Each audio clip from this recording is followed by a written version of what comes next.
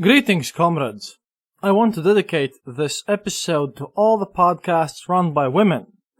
That would be Nerds on History, Nerds on Film, History Chicks, Mythology Translated, Witch Hunt Podcast, Renaissance English Podcast, Spirits, a drunken dive into myths and legends, Singing Bones, Myth Take, The Endless Knot, Footnoting History, The Story Behind, Rude Tutors, The History of the Crusades, You Must Remember This, The Land of Desire, There's History, Bitches, and A History of Small Things, and The Lost Ovation.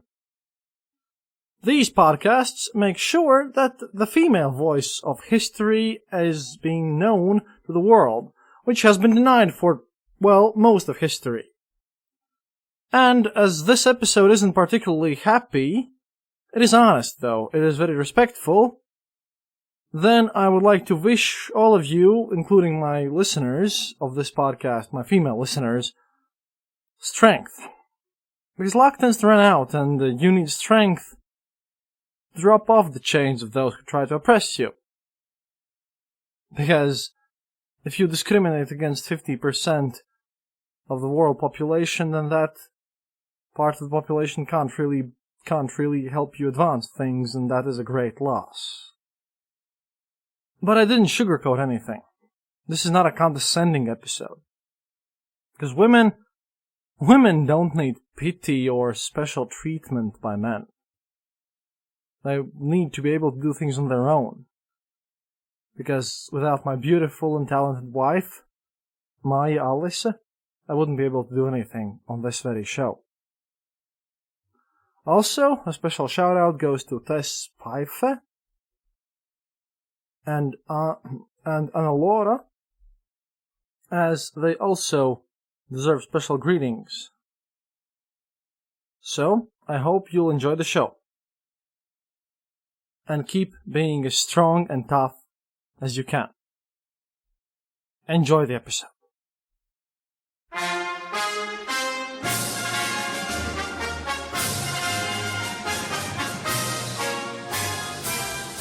Greetings, comrades, and welcome to our special edition Eastern Border episode. This is a very special episode because it's International Women's Day when you're hearing this one.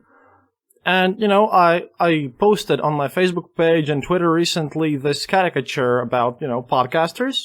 It was about Daryl Cooper and Daniele Bolelli and Mike Duncan and myself, and it was kind of a parody of the three who wed the fourth one for vodka joke thing. And it turned out that I got a question from History Chicks who asked me, well, hey, where's the token lady? And I was like, wait, what? The joke doesn't involve ladies, but what's going on here? But then I thought, hey, maybe they kind of have a point. I don't agree in this specific anecdote case, but in general, yeah, I want to do something for the ladies too, so that I don't feel terrible, and my wife would stop punching me constantly. Well, she doesn't. That's a joke. But yeah, in case of this, I started looking into this International Women's Day aspect and strong Soviet ladies and how true are all these statements about this. And I dug up some deep stuff, and to understand the whole cultural background of all of this situation here, I have a great dark lady, our dark lady, as we call her, from Dark Myths podcasts, Matilda Clara Testoni, from the Singing Bones podcast from Australia. Hello. No Americans on this show, gentlemen. No Americans, not for this one. It wouldn't be right. So, Matilda, what can you tell me about all these fairy tales in your podcast, and why are you here? Well, what's your expertise? Plug yourself. I'm here as, I guess, my background in folklore and myth. You come across this, I really love Slavic myths and the way that women are depicted in them. And there is a cultural difference in the Slavic myths compared to, say, French or Italian or the Scandinavian myths. One of the biggest things is that, especially the ones with the women, is there isn't always a happy ending. They don't always end up with Prince Charming at the end. Sometimes it's all about them doing something or them preventing something or them being heroic. And what's really interesting and what was certainly adopted by Soviet culture was that that veneration of hard work, and also and that idea that a good woman is a woman who works hard and gets rewarded, and that's enough reward. You don't need a handsome prince as well; just hard work's enough. But I think what's really interesting is also the class inequalities that are in all folklore, and which is always about peasants becoming kings and things. But you really see that more starkly with Slavic folklore, and I think it's partly because it wasn't erased as the Cold War became more heated. You know, the capitalists of the West certainly started to erase some of that class warfare that is there in fairy tales. And they made, you know, Cinderella very happy to become royalty after being poor, but you don't necessarily see that in other myths. So, and there's also the veneration of the old wise woman that you have, not just in Slavic folklore, but especially. So it's that where witches aren't necessarily bad, but they're powerful. So you get people like Baba Yaga, you know, and yeah, I. Oh wow, you actually pronounce it correctly. Yes, people tend to say Baba Yaga, yeah, especially here in Australia. But yeah, I do know. I think she can also. I think she's got some different names as well. But Baba Yaga is what I know her as, yeah. Baba has an origin to do with women. It means it's an archaic form for the word women, apparently. Yeah, it's still sometimes used in slang, by the way. But I heard to like call someone feminine or something. No, she's mostly a Baba is. It's a shorthand for babushka. It's basically depicting an old lady. Oh. It's a kind of shorthand for that. But yeah, Baba Yaga is she's a very powerful witch who lives in her hut with the chickens or a bird's leg for it's kind of, you know, the hut stands on a bird's leg there in the middle of the forest, and yes, and sometimes she dispenses wisdom. And she flies in an eggshell. I always liked that, and I always got told that after cracking eggs to crack up my eggshells so that witches couldn't use them to fly in from. So you crush your eggshells, and yeah, I always liked that. She's very cool, very scary, but sometimes very helpful. It's like she decides whether she's going to be useful or evil.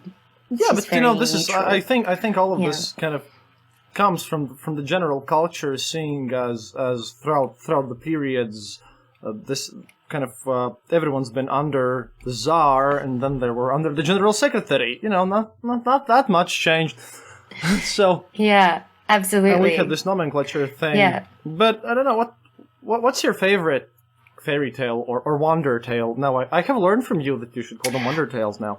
Well, yeah, I love the term wonder tale. I think it's better suited. Because they're not. Fairies imply that they're kind of nice, and you know, fairies are like these little creatures with wings and stuff. Normal wonder tales of Eastern Europe are dark, set in winter, and people die. Yes.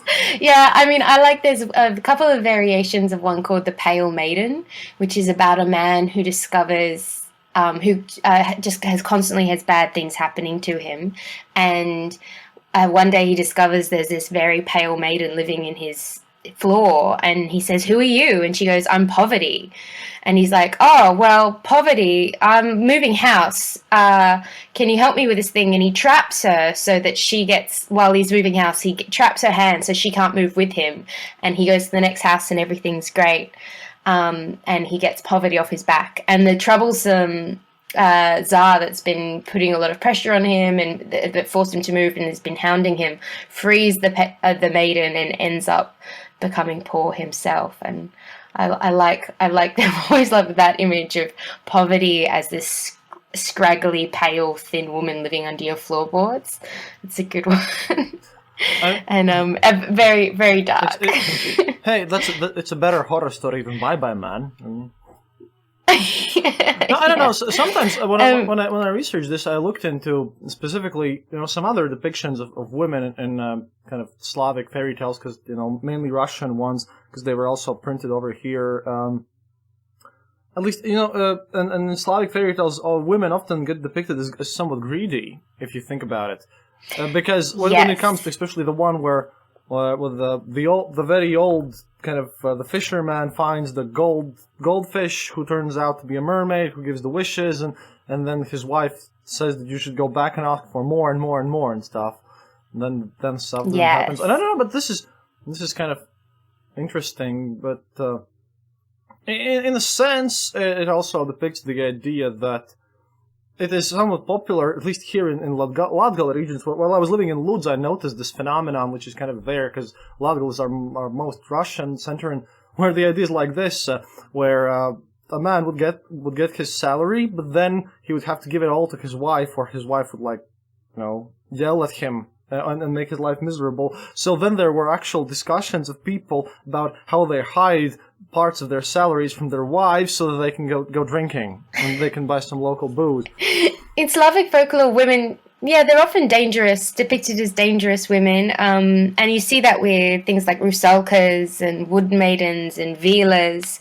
They're these wild, untamable women who take things from you, who are dangerous and who want to own you and take you over. You can certainly see that in those kind of sexier stories where young women are the baddies too. Yeah. I don't know, in Latvian culture specifically, by the way, when I'm thinking about, and we don't really know exactly that much about our ancient Latvian beliefs, because what we know now has been constructed in the 19th century with a huge inspiration from Brothers Grimm, by the way, and stuff from, this has all been reconstructed somewhat, but apparently we had Mara and we had Laima, and it's kind of, Mara would be closer to Freya, I suppose, because Mara is apparently depicted as a woman in her 30s who's the one who takes care of everything. Mara is the goddess of prosperity and fertility and everything. And then we have this other goddess, Laima, who's the pretty one. A generic term I've heard for those kind of goddesses is the all flowers goddess, or the flowers goddess, that kind of Persephone figure that's all about sex and springtime. And hey, there's nothing wrong with that. But I think it's interesting that we separate that person from the mother, and in so many cultures it's separated from the mother. And I think those are the two really strong types that you end up with in fairy tales. You end up with the three. You end up with the wily women who seduce you, the mothers who take care of everything, and then the old Baba Yaga crones that are tricksy and greedy. Over here we also had the very venerated crone goddess. She was less than goddess. She was like Veljumat. She's the mother of ghosts, essentially. Because we didn't, in our ancient Latvian traditions, we don't have Halloween as such, but about at the same time, in the old farmsteads and in the 10th century, they had this specific building where they kept the grain and everything for winter, and then at the end of October you would set up a table there, and you would kind of feed the dead, your ancestor spirits, and then they apparently, you interact with them through this Veljumat, which is the mother of ghosts, essentially. But she's scary, but she's not evil. She's I don't know. She's very scary, but she's venerated because you'll go and meet her anyways, and she's wise and old, but you don't want to mess with her. Yes, I think. And then the various witch figures. Yeah, I think the evil witch or the evil thing, that's actually a very English idea. And Halloween is Scottish, and I think those kind of fear of witches is actually not very Central and Eastern European. I think it's very came out of the Inquisition and witch trials and things like that. Yeah.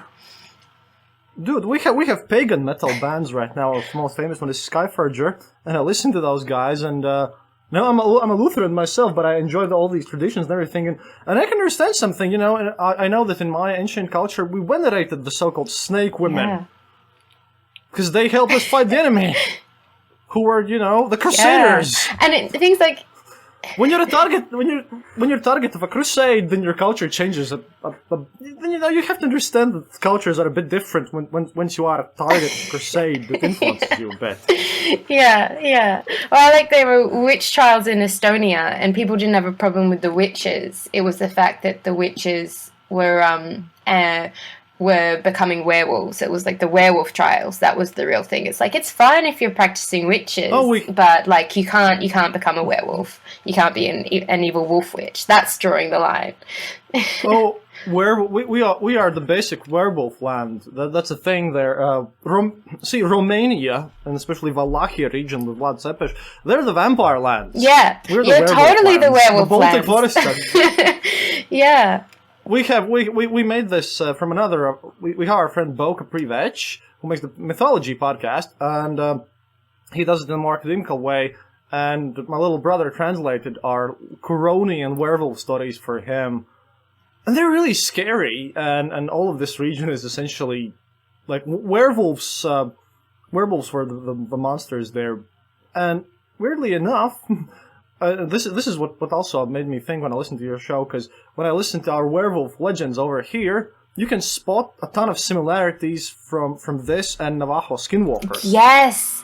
And that's the weirdest part, because we are on the two separate parts of the planet Earth. Yes. And there's something similar there. And then you start thinking about Carl Jung's archetypes and psychoanalysis and how all this all fits here, because psychoanalysts were... This might be a surprise for you, psychoanalysts, and especially Carl Jung spent a lot of time reading wonder tales, seeking archetypes. Yes, absolutely. It's all science and connected. Yeah. Oh boy, we have steered quite far away from this, but we have steered clear. We've gotten a little way further away from women, but I guess if we're going to go back to like that kind of mythology and women. I guess obviously the best known story about both Baba Yaga and about women is Vasilisa. In English, she's called Vasilisa the Beautiful, but I know in most translations she actually is Vasilisa the Brave, which is much cooler, obviously.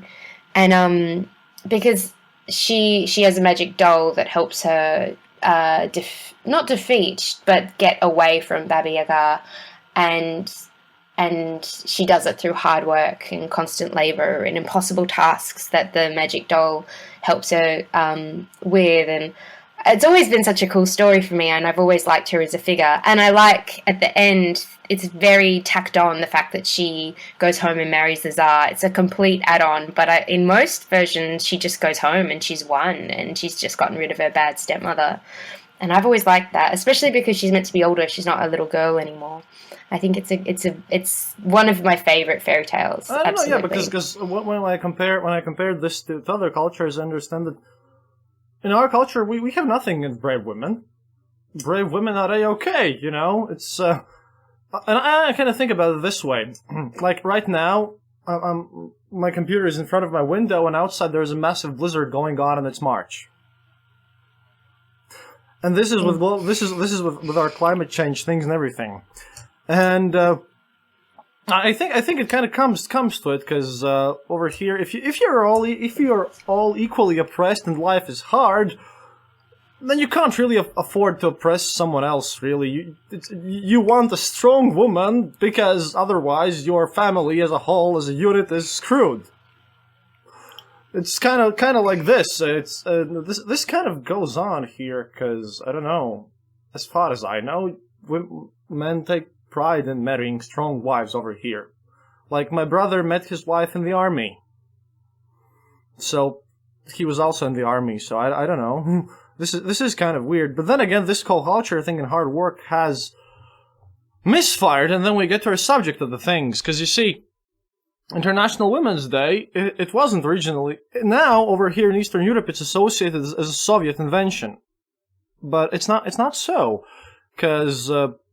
all of this actually started in the 18th century in northern Europe, but then they mean, I guess, Sweden or something, and in France. And at that point, this International Women's Day was there to promote women equality in political life, in cultural life, getting them the right to vote and everything. And And in the 8th of March of 1857, there was this first trade union in New York, which members could be female. So at that day, the women working in the textile industry of New York went to the streets asking for 10-hour workday, because by then women had to work 16 hours per day, and they wanted some basic safety at workplace, and they wanted the wage equality. So, and this is how it started, all of this situation. And in 1910, in the International Women's Conference in Copenhagen, a lady called Clara Zetkin, at least I'm using Latvian sources here, might not be correct pronunciation because she's from a different country. So she essentially, in this international conference day, she decided that, this should be really a day when we celebrate women, but not in a condescending way, how it will become done later. This was essentially that was a call for women equality. For, let's get voting rights, let's be equal to everything. But in Russia, this whole thing, the first time, happened in 1913 in St. Petersburg. And 1913 is just before the First World War. So in the 2nd of March, like 6 days early, in the street of Poltava, 1,500 people kind of made a crowd, because the city Duma were at that point kind of starting to look at the question of women.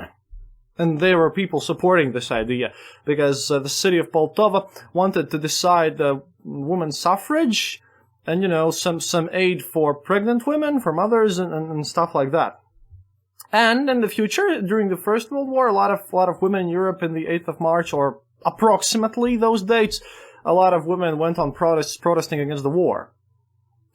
And as we're doing a revolution series right now, you might want to know what women did in 1917. Because we're in the middle of a Russian Revolution series here. This is a special here. So, in the last Sunday of February, in 1917, the Russian women went on the streets with the slogan, "Peace and Bread." And this was basically the start of whole revolution. This was the beginning of February Revolution, where after Kerensky will get power later, and we've moved on from the story, but this whole thing started with women walking out in the streets and asking, "Hey, we want some bread, we're working in your factories right now, all the men are at war." For nothing. And, this whole started with a women's protest and a women's march. So 4 days later, Emperor Nicholas II had to resign. Then later in October, Bolsheviks did their own things there. But this is how it happened. But thing is, yeah. So this is how it happens. But as usual, as I mentioned at the beginning, I want to celebrate gender equality here because again, Latvia's best president so far has been a female. We've had 2 female prime ministers, and a lot of major business owners are women.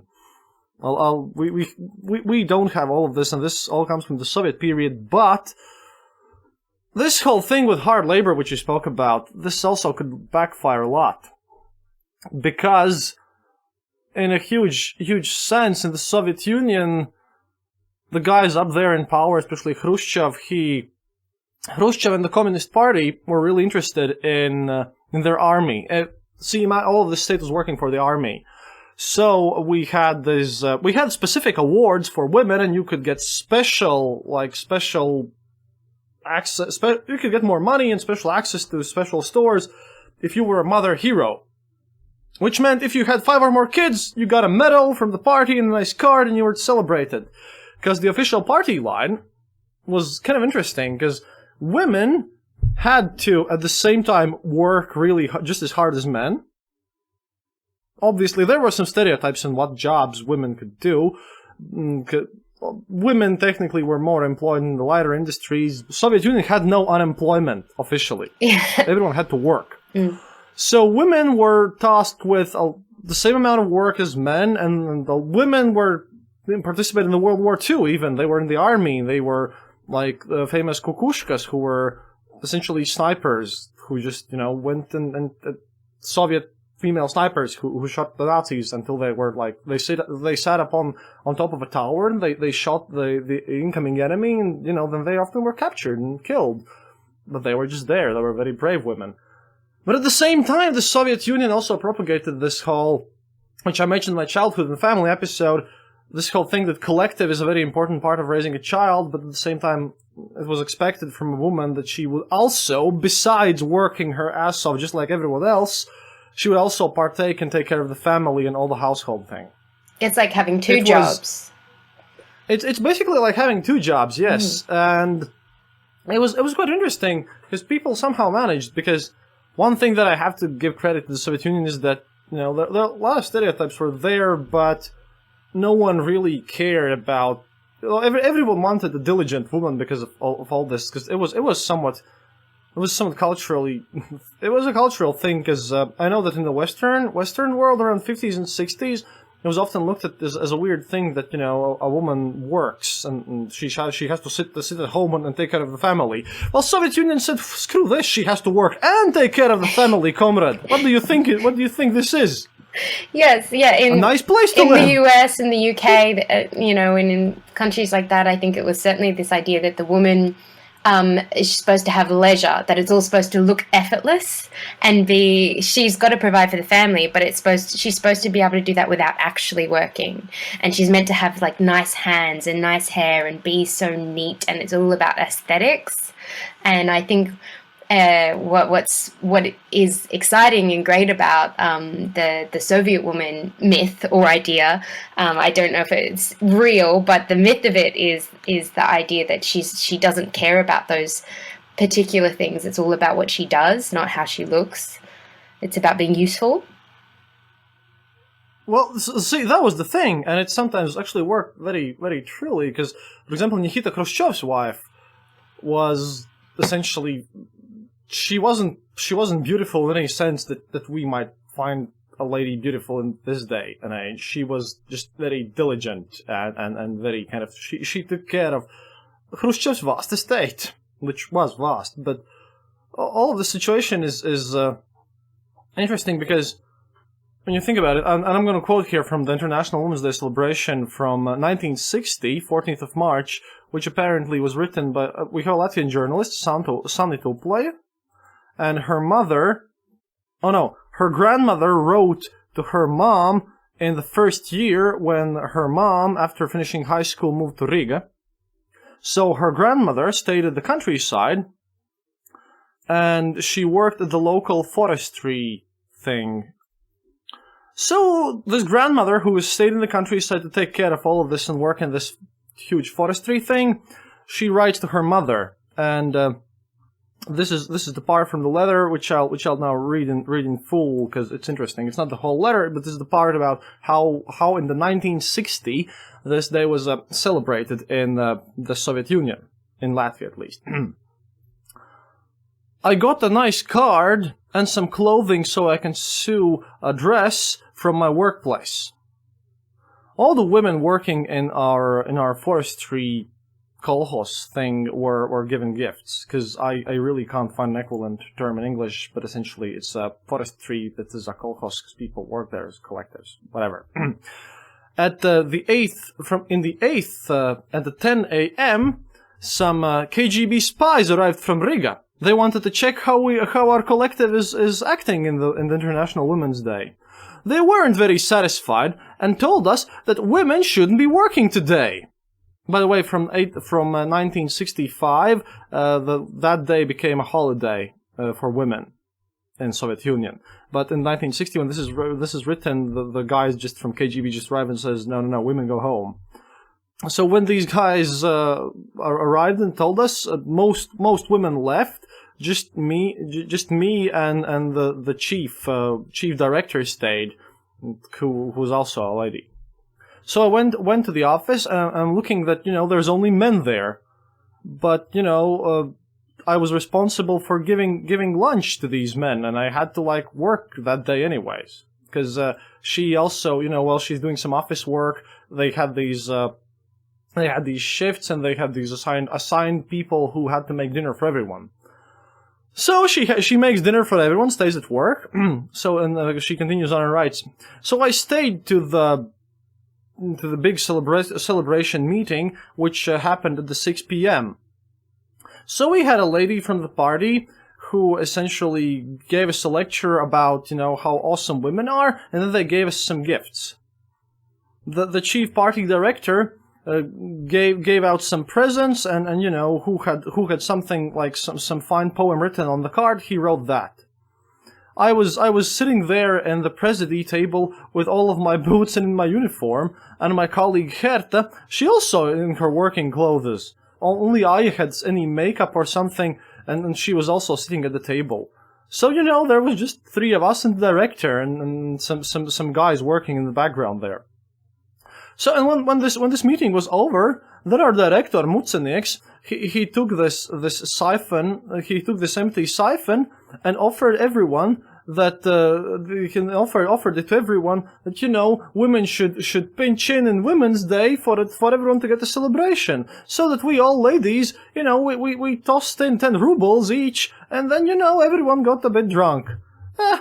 Basically, there was a small feast planned, but the people couldn't really unify about everything, so this never happened. Those who didn't want to get drunk, well, they went home. I stayed. I wanted to watch some TV, as TVs are rare in these days. In the 60s, it's like extremely rare, and you had to wait in line for years to get the TV at your home place, at your home, and so she stayed there, and then she stuck around until 11:30.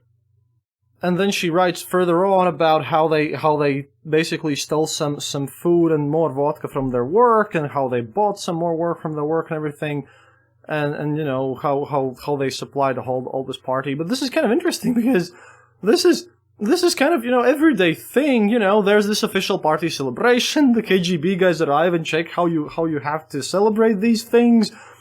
And then women have to pinch in 10 rubles each, and at that point salary is 120 rubles per month, okay? So 10 rubles isn't a tiny amount.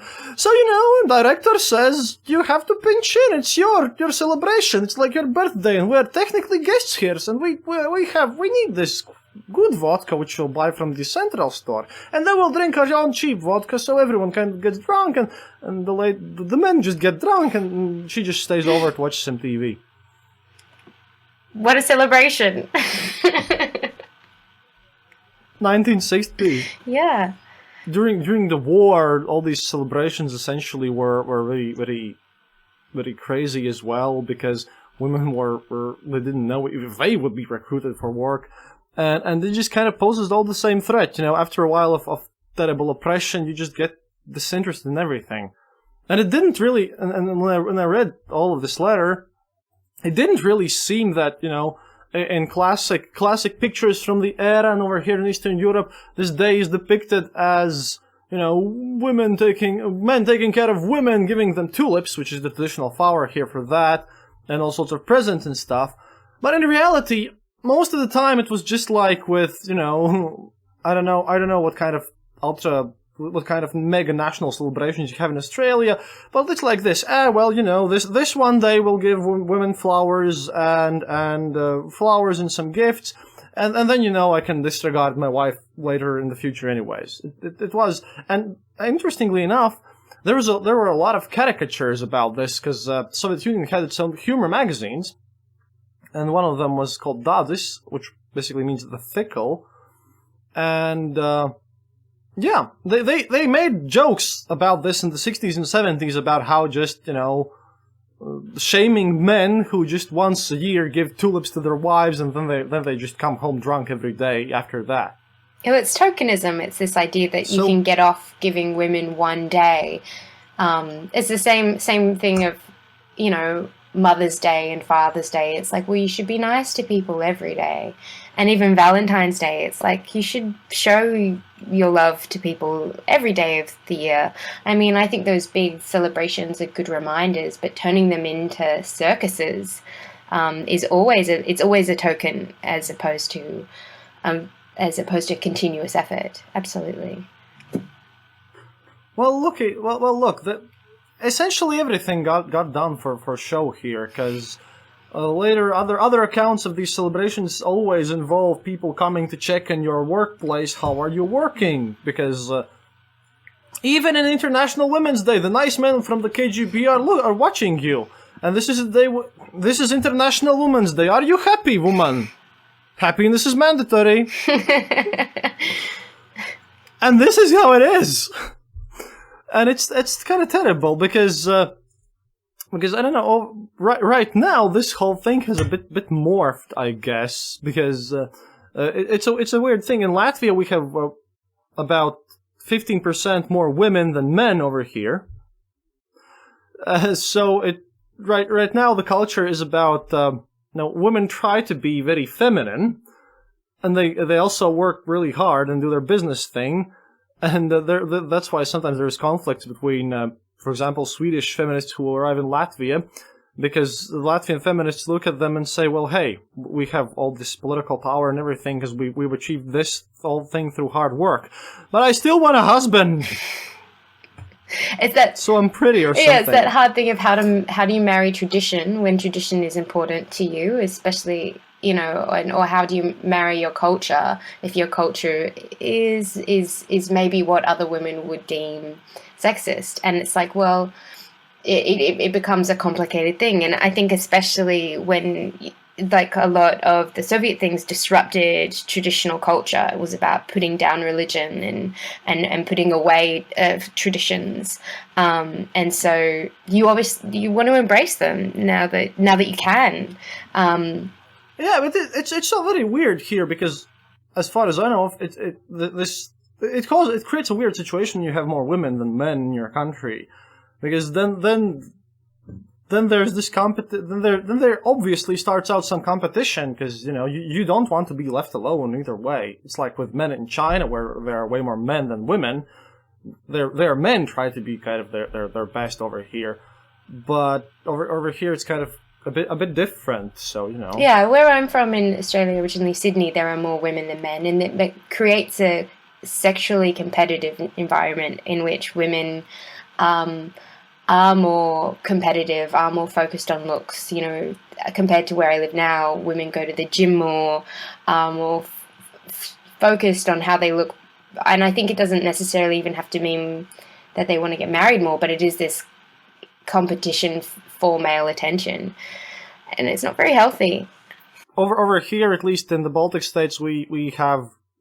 Our laws were made pretty much a lot by women, and a lot of women participated in the whole, destroying the Soviet Union thing when we got our independence. So we have excellent maternity leave laws. We have a lot of laws. We have a bunch of free stuff for pregnant women. Pregnant women get free healthcare for one, completely free and stuff. And when your first baby is born, you get quite a large amount of money to like pay for initial expenses and stuff, and you get 15 months off from your work, and the work can't fire you, and the government pays you the salary the work would have paid you. So we have a lot of laws doing this, and it's a thing that I want. This is a thing which really kind of struck me, because when I was growing up, when I was working part-time jobs when I was studying, I had a lot of female bosses. I guess I've only had like one male boss in life at all. And then I understood that this is a rarity among other countries. So this is one thing, because women had to work twice as hard as men. So now in our system, a lot of women are actually more successful than men. Our leader of we have unions, and we have the associations of the employers, and it's a trade union for small and middle sized businesses, and it's led by a woman, and that's perfectly normal. So. We don't really think over here that, we don't have this culture of sitting at home women, and it's kind of, but at the same time, a lot of women want to embrace this part of this, and they want to have kids, and they want to be sit at home moms, because they've been forced to work very hard all the time. See, it works out in both ways. If you've been forced to work and driven to success at times, you also want to change here. So, as always, nothing's very simple, honestly. We're all people. We have needs and wants, so why don't we just treat each other as human beings? What, the same, but humans. Yes. Who cares about your gender, really? In Soviet Union, didn't matter. You got 100 grams of sausages in the store. Man, woman, child, transgender, no one cares. Even though if you were transgender, you probably had to hide it very well, because that was a criminal offense, though. But really, this is what happens. But one thing that really struck me specifically about all of this is weird, because in the 6th of March, the first woman in space, Valentina Tereshkova, and I read that in America, some American ladies posed as the first woman in space, but she just did it later by a couple of months or something. But the first woman in space, I picked this story for this episode, because you know what, I'm talking about strong Soviet women, and who's stronger than the first women astronaut? Cosmonaut, sorry. Over here they're cosmonaut is a much better word. I guess so, yeah. But yeah, Valentina Tereshkova, she just turned 80 in the 6th of March, and she met Vladimir Putin. And Valentina Tereshkova is also a deputy in the State Duma in Russia. And she has been elected from the town of Yaroslavl. And in this government letter, in the official Kremlin site, she's being praised, and she gets a lot of praise and everything. But in this conversation, you can see that essentially Valentina Tereshkova doesn't say much, and after, I do, for my Patreon supporters, I do this reading of another very brave and strong woman who died for her beliefs, Anna Politkovskaya, a Russian journalist who was killed by Kremlin agents for her work, because she opposed Putin's regime and wanted to do a lot of work for democracy. And she writes in that book about what happens to people who get a lot of praises from the president, and what are they doing. So, if Valentina Tereshkova is from Putin's party, and she does the work there, then, makes you think a bit. But how she even got into space is a story on its own, really, because, check this, Soviet Union decided to send up a woman in space for purely PR reasons. Just because gender equality, and utter and complete gender equality, which, by the way, wasn't that enjoyed by women that much at points, because, they had to work extra hard. But it's the myth. They worked hard for in the US and in Australia, like the idea of the comrades all being equal, and I that's exactly what the romantic notion of communism is for people who don't live in a communist nation, is the notion that everyone is just a comrade. Yeah, but that is true. But this myth also was essentially a fiction, if you think about it, because they chose to essentially fly up a woman in space before filthy Americans do it. So they pick up, they picked 5 of the top women flight pilots, women who were jumping with parachutes, like women paratroopers, all this thing. And the fact that Soviet Union had women fighter pilots and women paratroops, that alone speaks a ton about the role of women here, and how we don't really, women can be women have been fighter pilots here for years. We are not surprised at strong women here. But essentially 5 toughest women were chosen from this, because they had to be vetted politically. They had to be vetted from their birth, because it also involved quite a lot of racism. They had to be pure Russian. They had to be very, very loyal to the party. And make no mistake, just because they're now picking a woman for the party doesn't mean they're not picking the most loyal, the most presentable candidate there is. But they also had to be competent and tough. At that point, by the way, they really researched, and nobody knew the effect, because, we had sent up a man in space, and we know how men operate in this environment. But, really, and this is biology, this is not, I have to give the question more, women have smaller hearts than men, biologically. And at that point, they hadn't checked it, smaller heart, smaller volume of it and stuff, maybe it acts differently, who knows. So, you had to pick someone brave there, with someone who was a very strong, physically strong woman too, so that, you could be more or less assured. The thing is, Valentina Tereshkova wasn't even in the top 3, because 5 women were chosen by the first part of all of this, and they were all, tested and everything, and they really tested them by putting them through a lot more like G-forces and a lot more strain that they would actually have in the ship. And during these tests, Tereshkova wasn't even in the top 3. She was about like 4th or maybe even the 5th one. And, everything went on when the people just thought, no, she won't fly up. We have stronger, better candidates for this. But then Mr. Nikita Khrushchev comes up of the Cuban crisis and smashing shoes their fame. And this is the Soviet Union. This is the General Secretary. And his direct quote is "Полетит Valya," which means Valya will fly this. Because he liked her looks. Valya will fly this. Valya is short for Valentin here. And none of the test results, none of the competence, nothing really mattered after that one, because if Valya must fly, then she will do so. But not even the candidates knew this, because even during the start, 2 women were just, 2 women were equally prepared for this, because it had to be very, very top secret so that the American spies don't even know about this. Valentina Tereshkova was one, and the other one was called Solovyova. And Solovyova was completely convinced that Tereshkova is being put on there just because, as a backup, as for the secrecy, because she was obviously the weaker candidate. But she had a massive shock when Tereshkova was invited there. So Tereshkova got shot into space, but the test results weren't lying there. And turns out Tereshkova was really incompetent during her first flight. She made a lot of mistakes. She fell asleep at one point and didn't do the experiments she had been tasked with doing. And she failed at a million things there. And only when she was in the air, even her family was informed that, you know what? Your little daughter, which you haven't seen for a month or so, she's in the army, she's doing her regular testing. Yeah, we just shot her into space. Because Soviet Union, obviously your family needs to know that you've successfully survived the launching only when you're actually flying into space.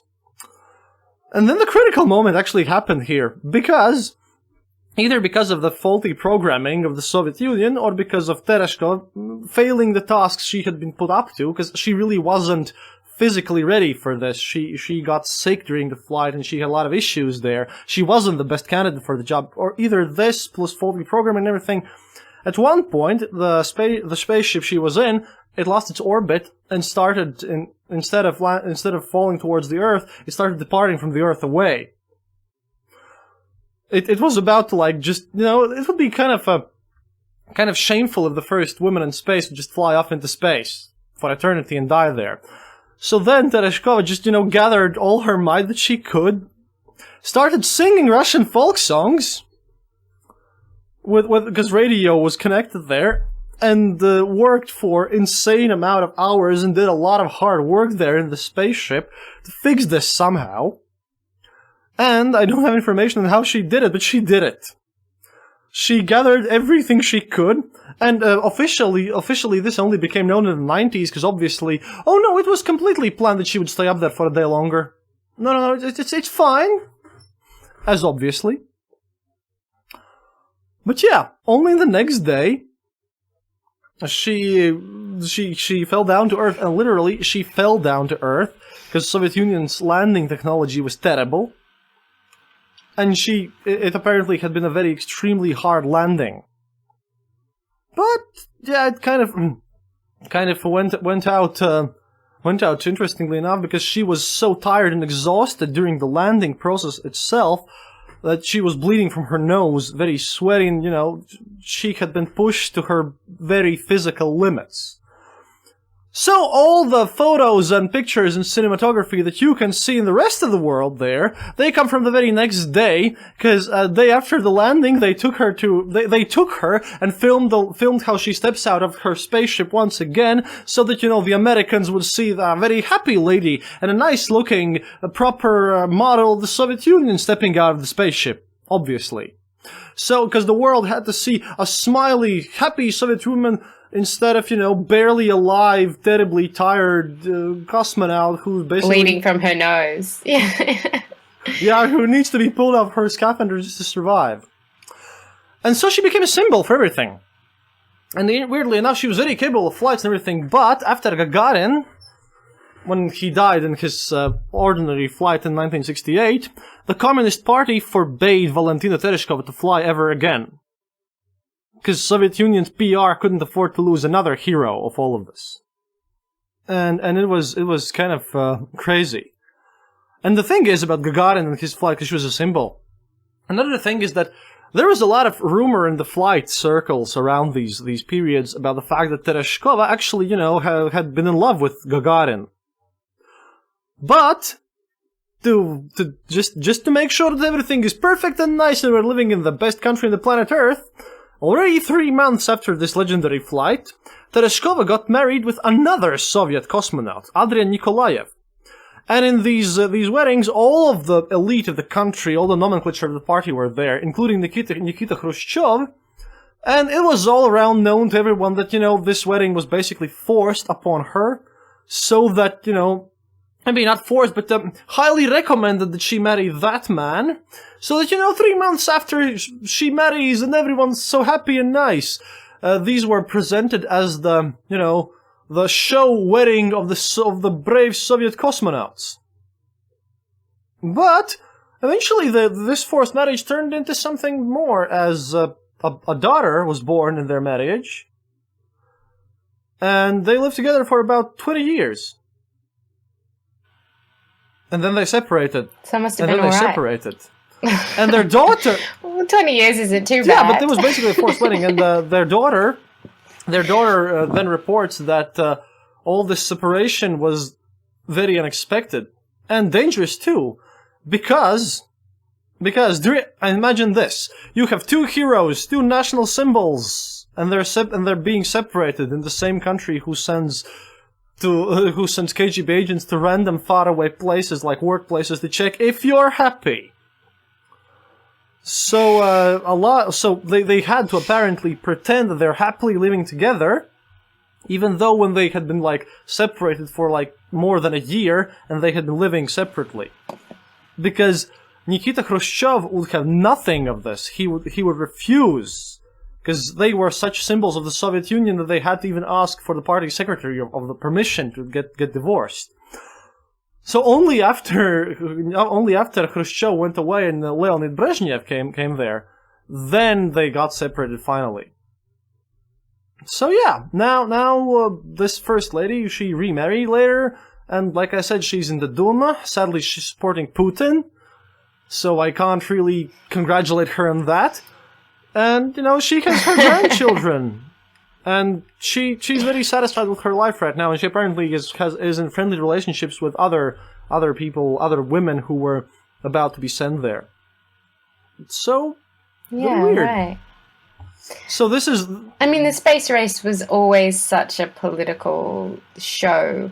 In the US, it was all about the astronauts' wives, and they had journalists write pieces for Life magazine in the voice of the astronauts' wives, but the journalists wrote pieces pretending they were the wives, because it was all this PR thing. People wanted to see the happy and complacent wives of the astronauts pretend that they did nothing again. It's kind of weird, but even all this. See, I just don't like this thing that when you have to fire up a lady in space just to show everyone that, hey, we're the communist nation, we'll fire a lady up in space too, and then you pick someone for their looks because Khrushchev told you so, and she suffers a huge landing, you can't even show that.